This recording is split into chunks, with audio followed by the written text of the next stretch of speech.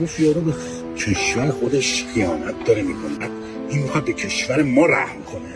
من یه دوستی دارم تو اداره مهاجرت استرالیا کار میکنه، تصمیم گیرنده است برای کیسا. امروز دیدمش، یه حرف جالبی زد، دوست داشتم بهتون بگم. گفت هموطنان شما من که حالا بلا تکلیفم به خاطر ویزاشون، چه فکری کردم بیان الان جنگ شده بر علیه کشورشون مثلا چیز کنن، بعد کیس پناهندگیشون مثلا اینو هم اضافه میکنن، 4 تا هم عکس میگیرن میان میذارن پروندهشون که مثلا ما عکسمون رو جمهوری اسلامی ایران دیده و دیگه ما نمیتونیم برگردیم. بعد گفت اینا چی فکر میکنن؟ اینا فکر کنم مثلا اینو تاثیر داره، بعد احتمال بود تاثیر برعکس داره. گفت فکر میکنه که بریتانیایی‌ها مایندست بریتانیایی اینو قبول میتونه کنه. گفت یارو به کشور خودش خیانت داره میکنه، به کشور خودش به خاطر اینکه حالا چیز شده داره خیانت، این میخواد به کشور ما رحم کنه.